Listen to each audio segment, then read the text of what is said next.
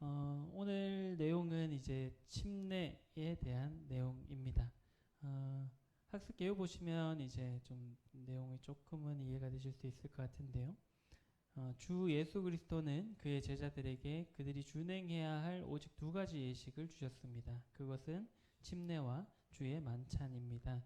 아버지와 아들과 성령의 이름으로 그들에게 침례를 주라고 주님께서 이제 명령을 하셨습니다. 그리고 초대 교회들은 그 명령을 충성스럽게 순종했으며 사도들이 침례에 대한 교훈을 서신을 통해 증거했습니다. 침례는 반드시 받아야 합니다. 비록 구원의 조건은 아니지만 말씀에 순종하는 것이며 주님을 따르겠다는 순종의 고백이기 때문입니다.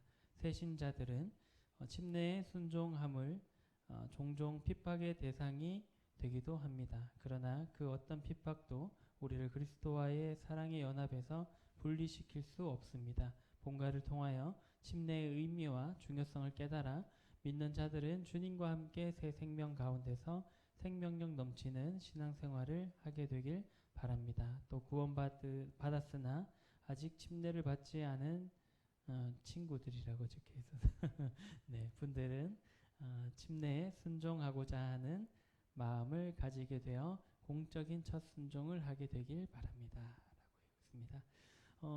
교회 안에 지금 남아있는 예식은 이제 주님께서 명령하신 예식은 두 가지입니다. 침례식과 이제 만찬, 그래서 이제 주의 만찬, 그래서 뭐 성찬식이라고 하기도 하고요. 이렇게 예식이 두 개가 있습니다. 그래서 매주마다 저희는 이제 성찬식, 주의 만찬을 하고 있고요. 그 다음에 침례식 같은 경우에는 이제 구원받은 분들이 계실 때에 이제 뭐 딱 언제 한다라고 정해져 있기보다는 그런 분들이 있을 때에 이제 침례식을 하게 됩니다. 그래서 오늘은 먼저 이제 침례식에 대해서 침례에 대해서 먼저 살펴보도록 할 거고요.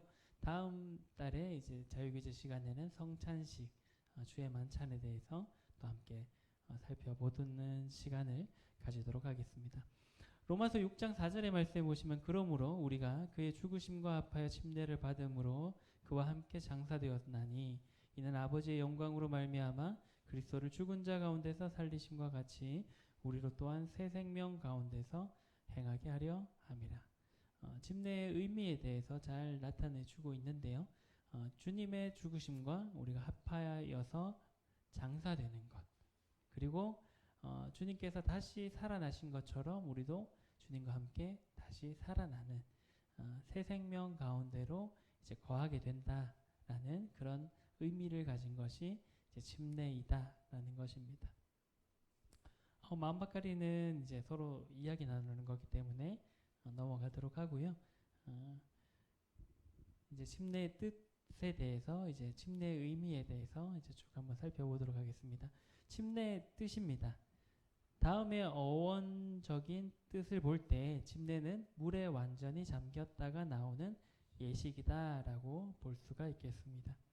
헬라어로는 이제 밥티스마, 동사로서는 밥티조, 이제 물에 잠기다라는 의미를 가진 단어입니다. 성경에 나오는 지금 성경에는 이렇게 읽어보시면 다 세례로 적혀 있습니다. 근데 이제 그 세례라고 적혀 있는 그 단어의 원래 원어의 뜻이 이제 밥티스마 혹은 이제 밥티조, 명사나 동사로서 물에 잠기다라는 의미를 가지고 있습니다. 그래서 세례의 한자어는 이제 보면은 씻는 예식으로 이렇게 볼 수가 있습니다. 보통 이제 우리가 씻을 때 쓰는 세수할 때 쓰는 그 세자 있잖아요, 한자. 그거를 이제 세례로 이렇게 대부분 쓰고 있는데 실질적인 성경에서의 의미는 이제 침례, 이렇게 잠기다, 물에 잠기는 것을 의미하고 있습니다. 한자로는 이제 잠길 침자에 이제 예식 예자라 해서 잠기는 예식을 이제 말해주고 있고요. 영어에서도 이제 침례로서 이렇게 표기를 이제 앞서 봤던 헬라어를 이제 따와서 이제 동일하게 침례로서 의미를 가지고 있습니다. 이제 많은 기성교회 이제 침례교의 교단을 제외한 많은 기성교회에서는 이제 세례식을 거행하고 있습니다. 그래서 이제 목사님이 이렇게 물을 가지고 와서 물을 이렇게 뿌려주는 성당에서도 그렇게 하고 있고요. 이렇게 물을 이렇게 뿌려주는 씻는 의미의 이제 세례로서 주고 있습니다. 그래서 초기에 이 한국 교회에 많은 부분들의 이제 선교사님들 왔던 대부분의 인원들이 이제 장로교 쪽에 선교사님들이 많은 비중을 차지하고 있고, 지금 현재도 이 대한민국 그 기독교 안에 그런 교단들을 이렇게 봤을 때 장로교가 많은 인원들, 그 교회들이 장로 교회들이 많이 있습니다. 그래서 이제 그 영향을 받아서 성경이 번역될 때 이제 아마도 이제 세례로서 번역이 된 것 같고요.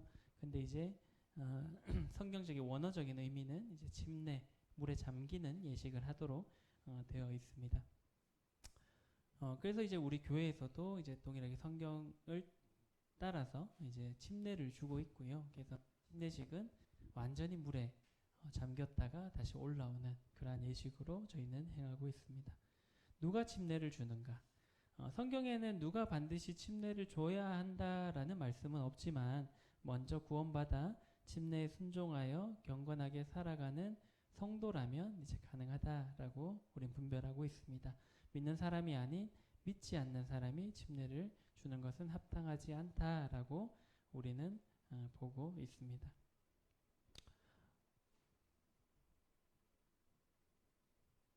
그리고 이제 다음은 이제 누가 침례를 받는가에 대한 부분인데요.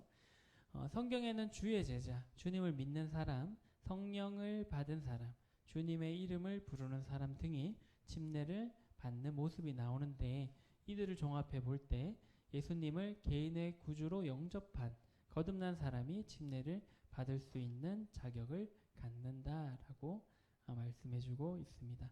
마태복음 28장 19절의 말씀에 보면 그러므로 너희는 가서 모든 민족을 제자로 삼아 아버지와 아들과 성령의 이름으로 침례를 베풀고 라고 되어 있고요. 사도행전 10장 47절의 말씀에 보시면 이에 베드로가 이르되 이 사람들이 우리와 같이 성령을 받았으니 누가 능히 물로 침례 베품을 금하리요 하고 라고 이제 말씀하고 있습니다. 이 마태복음에 나오는 말씀은 예수님께서 마지막으로 제자들에게 이제 명령하셨던 명령인데요.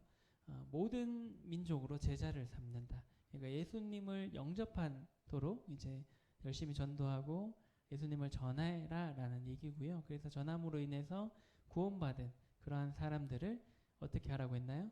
이제 아버지와 아들과 성령의 이름으로 침례를 베풀어 주라라고 예수님께서 명령을 하셨습니다. 그리고 이제 사도행전 10장 47절의 말씀은 베드로가 이제 이방인들에게 복음을 전했는데 그들이 구원을 받는 일들이 일어났습니다. 근데 유대인들하고 이방인들, 그러니까 유대인을 제외한 모든 다른 나라의 사람들은 원래 유대인들은 상종하지 않았습니다. 좀 심하게 얘기하면 개 취급을 했습니다. 지금도 그렇게 하고 있고요. 이제 순수한 유대인 혈통들은 이 대한민국 사람들을 이제 하나님을 모르는 사람들이기 때문에 이렇게 거의 뭐 동물 취급하는 그렇게 살아가거든요. 근데 이제 그런 상황에서 베드로는 유대인이었고요. 그렇지 않은 사람들이 예수님을 믿은 거예요. 그랬더니 이제 이 사람들이 성령을 받았는데 구원받았는데 침례 주는 것이 합당하다라는 것을 이제 얘기를 하는 겁니다. 그래서 민족과 상관없이 구원받은 사람이라면 이제 침례를 베풀게 되는, 그래서 침례를 받을 자격이 주어지게 되는 것입니다.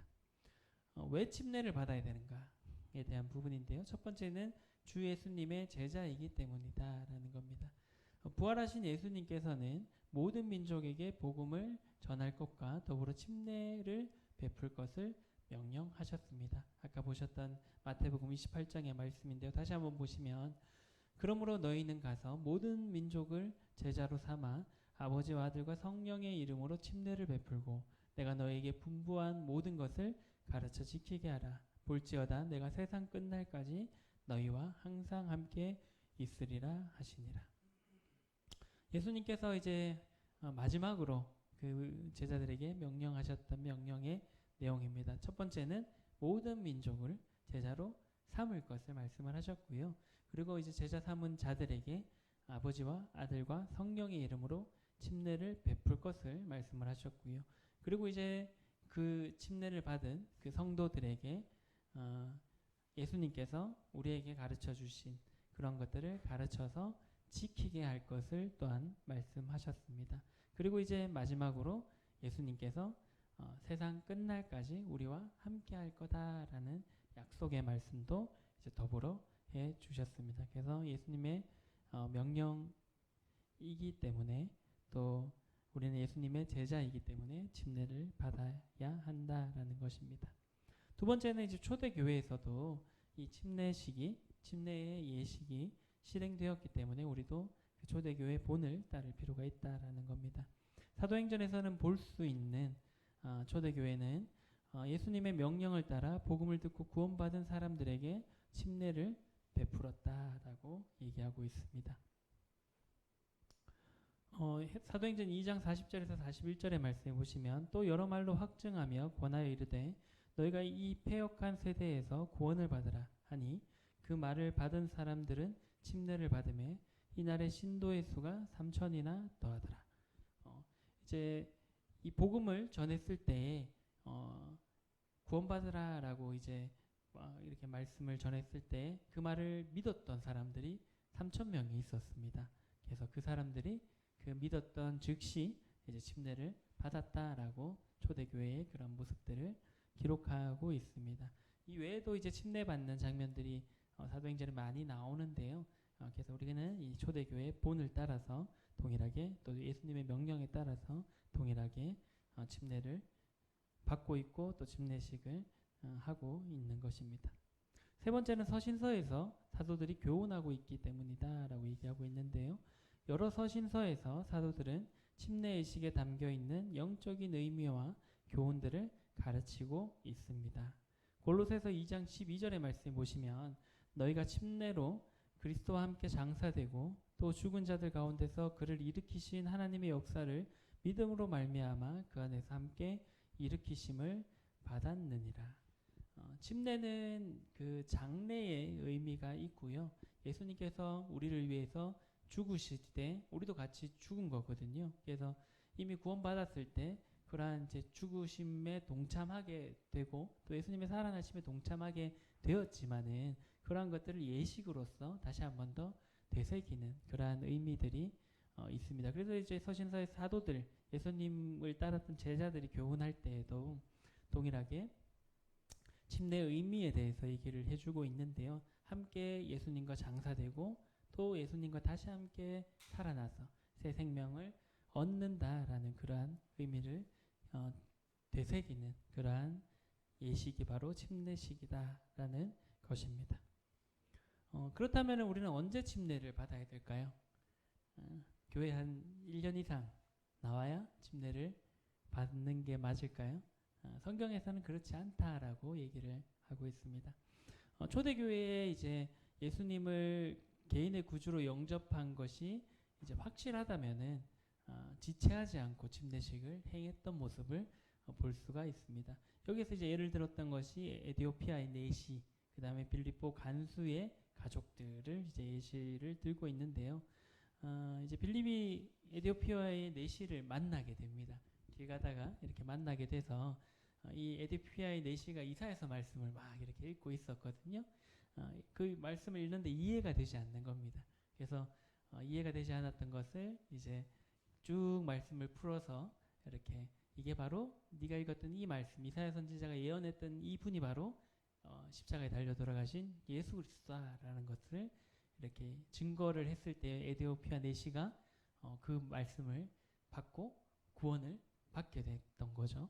그래서 이제 이렇게 옆에 보니까 에디오피아 내시가 옆에 보니까 물이 있었고요, 마침. 그래서 내가 이렇게 구원받았는데 침례받는 것이 합당하지 않겠나라고 해서 이제 빌립이 그 에디오피아 내시에게 침례식을 바로 구원받은 즉시 침례를 베풀어주는 그러한 장면들이 성경에 기록되어져 있습니다. 그래서 우리는 분별할 때 이제 지체하지 않고 구원받았다는 게 확신하다라면은 오늘이라도 오늘 만약에 구원받았으면 오늘이라도 바로 이제 여건과 상황이 허락이 된다면은 침례를 거행할 수 있다라는 것입니다. 그리고 이제 초대교회 시대에는 박해가 엄청 심했던 그런 시대였습니다. 그래서 나는 예수님을 믿어요라고 얘기를 하면 잘못하면 어떻게 되나요? 어떻게 되는 시대였냐면 죽을 수 있는 그런 시대에 살았던 그런 시대였기 때문에 내가 그냥 남한테 잘 보이기 위해서 저 예수님 믿어요라고 이렇게 실언을 할 수가 없는 상황이었습니다. 그 말은 내 목숨을 걸고 예수님을 믿어요라고 얘기했던 상황이었기 때문에 이제 거짓으로 그런 신앙 고백을 하는 사람이 없던 그런 시절이었습니다. 근데 이제 오늘날에는 상황이 다르죠. 우리가 예수님을 믿는다 해서 어디 막 이렇게 감옥에 끌려가거나 누가 우리를 막 이렇게 때리거나 우리한테 막 돌을 던지거나 하는 그런 시대에 우리는 살고 있지 않습니다. 그렇기 때문에 이제 조금 더 이제 신중하게 이렇게 살펴보게 되고요. 침례를 주는 사람이다 아니면 침례를 받는 사람이 모두 이렇게 거리낌 없을 때 침례를 이렇게 베풀어 주게 되고 있습니다. 그래서 이제 지역교회가 믿는 자의 구원 간증과 삶의 간증을 분별해서 지금의 이 시대에는 실행을 하고 있다라는 것입니다. 사도행전 8장 36절의 말씀에 보시면 아까 이제 말씀했던 에티오피아 내시에 대한 이야기인데요. 길 가다가 물이 있는 곳에 이르러 그 내시가 말하되 보라 물이 있으니 내가 침례를 받으매 무슨 거리낌이 있으니 거리낌이 예 잘못 적었네요. 예. 하여튼 뭐 거리낌이 있겠냐라는 이야기입니다. 그다음 사도행전 16장 33절에 그 밤 그 시각에 간수가 그들을 데려다가 그 맞은 자리를 씻어주고 자기와 그 온 가족이 다 침례를 받은 후라고 얘기하고 있고요. 그 다음에 사도행전 10장 47절의 말씀 보시면 이에 베드로가 이르되 이 사람들이 우리와 같이 성령을 받았으니 누가 능히 물로 침례 베품을 금하리요 하고 그래서 이제 구원 받았다라고 본인이 확증하게 됐을 때 우리는 이제 사람의 마음을 이렇게 다 살펴볼 수가 없습니다. 우리는 하나님이 아니기 때문에 혹 이제 거짓말로 얘기하더라도 어떻게 이제 본인이 맞다라고 얘기한다면 뭐 이렇게 살펴보기는 우리 뭐 마음을 읽을 수는 없기 때문에 그런 상황이긴 합니다. 그렇기 때문에 이제 그런 침례받은 분의 그런 이제 구원의 간증과 내가 어떻게 구원받았어요라는 그 이야기와 그다음에 그분의 삶을 보고 이분은 구원을 받았구나라고 우리가 분별을 하게 되고요. 그래서 이제 그런 분들에게 침례를 현재는 베풀어 주고 있습니다. 그렇다면 어디에서 침례를 받는가에 대한 부분인데요. 복음서와 사도행전에서 침례 요한이 준 침례나 주님께서 받으신 침례 또 에티오피아 내시가 받은 침례의 예식을 이렇게 예를 살펴보면 모두 완전히 몸이 잠길 만큼 물이 많은 곳에서 행했던 것을 이제 볼 수가 있습니다. 마태복음 3장 6절의 말씀에 보시면 자기들의 죄를 자복하고 요단강에서 그에게 침례를 받더니 세례요한은 이제 요단강에서 침례를 베풀어 주었고요. 예수님도 세례요한에게 요단강에서 침례를 받으셨습니다. 그리고 사도행전 8장 38절에서 39절의 말씀에 보시면 이에 명하여 수레를 멈추고 빌립과 내시가 둘 다 물에 내려가 빌립이 세례를 베풀고 둘이 물에서 올라올 때 주의 영이 빌립을 이끌어 간지라 내시는 기쁘게 길을 가므로 그를 다시 보지 못하니라. 그냥 옆에 충분히 물에 잠길 만한 그런 물이 있어서 강이 있어서 거기 가서 이제 침례를 베풀어 줬던 것을 볼 수가 있습니다. 그럼 어떻게 침례를 받는가에 대한 부분인데요. 삼위 하나님의 이름으로 물에 완전히 잠겼다가 올라오는 완전 침수로 받는 것이 성경에 합당한 그런 분별로 저희는 보고 있습니다. 마태복음 28장 19절의 말씀 보시면 먼저는 이제 계속 읽었던 말씀인데 아버지와 아들과 성령의 이름으로 이 침례를 베푸는 것이 합당한 것을 이제 말씀을 해주고 있고요. 아까 앞에서 보셨던 것처럼 이제 완전히 물에 잠겼다가 다시 올라오는 그런 방식으로 이제 침례를 베풀어주고 있습니다. 여덟 번째는 이제 침례의 영적인 의미인데요. 첫 번째는 그리스도와의 연합입니다. 로마서 6장 3절에서 4절의 말씀에 보시면 6장 3절에서 4절 말씀은 참조 뒤에 한번 읽어보도록 하고요. 침례 예식 때에 믿는 자가 물에 잠기게 되는 것은 그리스도와 함께 죽어 장사됨을 의미합니다. 그는 죄의 권세와 형벌, 세상 그리고 율법의 요구, 사탄의 지배, 자기 자아에 대하여 죽은 것입니다. 또한 물에서 올라올 때에는 그리스도와 함께 부활함을 의미합니다. 이제 새 생명 가운데 그리스도의 신부인 교회로 주님을 섬김을 의미합니다. 그래서 이제 그 물속에 이렇게 잠길 때 우리가 예전에 추구했던 그런 세상의 뭐 유혹들, 그 다음에 이제 뭐 그런 율법의 구속들, 그리고 우리 죄의 권세에 대한 부분들, 또 죄에 대한 형벌들, 그런 사탄의 지배들, 나의 자신의 그런 자아까지도 그 물속에 이제 잠기면서 다 같이 이제 죽게 되는 것입니다. 그리고 이제 물에서 이렇게 올라올 때는 그리스도와 함께 부활하는 것을 의미하게 되고요. 그러면서 우리 이제 옛날의 것들을 다 물 안에 두고 오게 되고 이제 새 생명 가운데서 다시금 살아나는 그런 의미를 가지고 있습니다. 로마서 6장 3절에서 4절의 말씀 보시면 무릇 그리스도 예수와 합하여 침례를 받은 우리는 그의 죽으심과 합하여 침례를 받은 줄을 알지 못하느냐. 그러므로 우리가 그의 죽으심과 합하여 침례를 받음으로 그와 함께 장사되었나니 이는 아버지의 영광으로 말미암아 그리스도를 죽은 자 가운데서 살리심과 같이 우리도 또한 새 생명 가운데서 행하게 하려 함이라. 그래서 이제 옛날의 자아들을 우리가 다 그 물속에 죽였기 때문에, 그리고 이제 다시 주님과 함께 살아났기 때문에 어떻게 돼야 되나요? 우리의 모습이 예전의 모습과는 달라지게 되는 것입니다. 물론 이제 침례 받는다고 그렇게 되는 것은 아닙니다만은 이제 그런 의미를 가지고 있다라는 겁니다. 우리 구원받은 성도들은 주님과 함께 죽었고 또 주님과 함께 다시 살아났기 때문에 주님을 위해서 살아가게 된다라는 것입니다. 그래서 내 안에 나의 자아가 원래는 지배하고 살았다라면은 이제 구원받은 이후 또 침례받은 이후에는 내 안에 주님께서 주님의 뜻대로 우리가 살아가게 된다라는 것입니다. 아홉 번째는 이제 침례에 대한 오해하고 있는 부분인데요. 침례를 받게 되면 죄사함을 받는다. 침례받는 예식이 죄사함을 주지는 못합니다. 그래서 이제 침례를 받았다라고 해서 나는 천국 가가 아니라 그 이전에 구원받은 자들에게 침례를 주는 거기 때문에 구원의 확신이 있는 자들이 죄사함을 받게 되는 것입니다. 그래서 구원의 확신이 없는데 아까 보셨던 것처럼 거짓 신앙 고백을 해서 침례를 받는다라고 해서 물론 이제 떡에 동참할 수 있고 잔에도 동참할 수 있는 주의 만찬에 동참을 할 수는 있겠습니다만은 그것이 죄사함을 주지는 못합니다. 그래서 이런 부분들을 우리가 주의할 필요가 있습니다.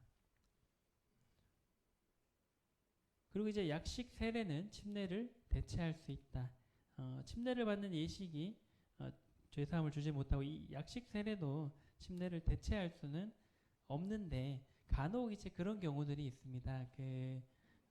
몸이 너무 불편하셔서 이제 물에 잠길 수 없는 그런 건강 상태 그런 경우들이 간혹 있거든요. 그런 경우에는 이제 다른 방식으로 이제 이 침례의 의미만을 가지고 가서 이렇게 그냥 물을 뿌려준다든가 아니면 뭐 간단하게 이렇게 대체할 수 있는 그런 방법으로 하는 경우들도 있기는 합니다. 그런데 이제 일반적으로 건강하신 분이라면은 이제 그 의미를 그대로 하는 것이 합당하다라는 것입니다. 그 다음에 이제 세 번째 이제 불의 침례를 받아야 된다라고 이렇게 얘기하는 경우들이 있는데요. 불의 침례를 이제 마태복음 3장 11절에서 12절에 나오는데 성령의 침례로 이렇게 오해하는 경우들이 간혹 있습니다. 그래서 불의 침례를 받아야 성령을 받아야 된다 막 이럴 때 이 말씀을 잘못 이렇게 인용해서 사용하기도 하는데요. 여기서 말씀하고 있는 불의 침례는 불못의 심판을 의미하는 뜻이기 때문에 이런 불의 침례를 받아야 된다라고 하는 것은 성경을 잘 오해하는 그런 부분이다라고 볼 수가 있겠습니다. 그리고 이제 네 번째는 그 유아 세례는 성경적이다라는 부분인데요. 유아 세례를 많은 기독교 교단에서도 지금도 주고 있고요. 유아 세례를 이제 많이 주는 곳이 이제 성당입니다. 가톨릭에서는 유아 세례를 공식적으로 많이 이렇게 주고 있습니다. 하지만 이제 유아 세례는 성경적이지는 못한 부분이 있습니다. 어디에도 성경에 유아에 대한 세례를 주는 장면은 나오지 않습니다. 침례는 각 개인이 회심한 이후에 구원받은 이후에 받는 것이 성경적이다라고 볼 수 있고요. 그래서 이제 카톨릭에서 특별히 더 이제 유아 세례에 대해서 많이 이렇게 강조를 하고 있는데 유아 세례를 받으면 마치 천국에 갈 수 있는 것처럼 그렇게 얘기하기도 합니다. 그래서 그런 부분들은 굉장히 위험하다라는 부분이고요. 침례는 이제 구원받은 성도들이 받아야 마땅하다라는 것을 성경에서 말씀해 주고 있습니다. 10번째는 침례의 결과입니다. 침례에 순종하게 되면 일반적으로 신앙이 더욱 견고해지고 순종의 각오가 생깁니다. 교회의 공적인 인정을 받고 공식적으로 영접을 받음으로 지체로서의 특권과 의무를 갖게 된다라고 말해주고 있습니다. 우리도 이제 그 인생을 살아가면서 중요한 예식들이 있잖아요. 물론 이제 가장 큰 예식이 결혼식이랑 그죠? 그 다음에 장례식인데 장례식은 내가 참여는 하지만 죽어 있는 상태라 가지고요. 뭐 참여한다라고 할 수는 없습니다만 어쨌든 이제 결혼식을 생각해 볼 때 결혼식을 굳이 안 하고 살아도 됩니다. 그죠? 혼인 신고하고 살아도 아무런 이렇게 문제가 되지 않습니다. 동일하게 침례도 받지 않고 이렇게 교회에 이렇게 동참하시는 것도 아무런 문제는 되지는 않습니다. 천국 가는 것도 문제가 되지 않고요. 이제 구원받는 것도 아무런 문제가 되지 않습니다. 여기 나오는 것처럼 결혼식도 결혼식을 하는 가장 큰 이유가 요즘은 조금 축의금 때문에 하는 것도 없잖아 있는 것 같습니다만은 원래는 이제 가장 큰 이유는 내가 이 사람과 결혼했습니다라고 이제 친척들과 친구들과 지인들에게 알리는 게 가장 큰 목적입니다. 그래서 우리는 이제 부부가 되었고 부부로서 행복하게 앞으로 잘 살아갈 겁니다라는 것들을 내 주변 사람들에게 알리는 목적이 가장 큰 이제 목적입니다. 그런 것처럼 침례도 우리가 이제 구원받고 신앙생활을 해 나갈 수 있습니다만은 이제 침례를 받음으로써 많은 성도들 앞에 그리고 하나님 앞에 이제 내가 이제 예전에 죄로서 살아가던 나의 모습은 이 물속에 죽고 다시금 주님과 함께 새 생명으로서 태어나서 주님을 위해서 살겠습니다라고 하는 그런 어떻게 보면은 선포하는 결혼식과 같은 그러한 것이 바로 침례이다라는 것입니다. 그래서 침례를 공식적으로 이렇게 받게 되면 이제 그러한 순종하겠다라는 이제 각오를 하게 되고요. 그래서 이제 침례 받고 난 뒤에 내가 이제 주님과 함께 죽었고 다시 살아났는데 이제 주님을 위해서 살아야지라는 그런 조금 각오를 한 번 더 다질 수 있는 일들이 되게 되고요. 그리고 이제 부차적으로 교회에 이제 공식적으로 성도로서 인정을 해주게 되고 그렇게 됨으로써 이제 지체로서의 특권과 의무 그 중에 하나가 이제 주의 만찬에 참여할 수 있는 그런 특권이 생기게 되고요. 그래서 이제 떡과 잔에 함께 동참하고 함께 감사할 수 있는 그러한 것들이 되어지게 되고 그리고 이제 교회 안에서 은사에 따라서 이제 교회를 섬기고 성도를 섬기고 주님을 섬길 수 있는 그런 의무도 가지게 된다라는 것입니다. 그래서 이 침례가 많은 교단에서는 조금 중요하게 여기기도 합니다만은 좀 의미를 이렇게 특별하게 가지지는 않습니다만은 저희 이제 모임에서 또 저희 교회에서는 이 침례가 굉장히 큰 의미를 가지고 있고 살펴보셨던 것처럼 이제 그러한 다시금 주님과 함께 살아가겠다라는 그런 선포를 하는 그러한 날로서 여기기 때문에 굉장히 기쁜 날로서 우리가 이 예식들을 하고 있습니다. 그래서 이미 침례에 순종하신 분들은 다시 한 번 더 이 의미를 기억하시면서 내가 주님과 함께 죽었다가 주님과 함께 살아났구나. 내가 주를 위해 살아야겠구나 라는 것들을 한 번 더 이렇게 의미를 기억해 보시면 좋을 것 같고요. 아직 침례에 순종하지 못하신 분들은 먼저는 주님을 믿고 구원받는 것이 먼저고요. 그리고 이제 그런 부분들에 대해서 확신이 있으실 때 이제 교회 앞에 구원에 대한 간증을 하시고 또 성도님들이 아멘으로 화답이 될 때 이 침례에 대해서 이제 순종하시는 그 날이 빨리 오면 좋겠다라는 생각들이 듭니다. 네, 그래서 침례에 대한 내용들은 여기까지 살펴보도록 하겠습니다.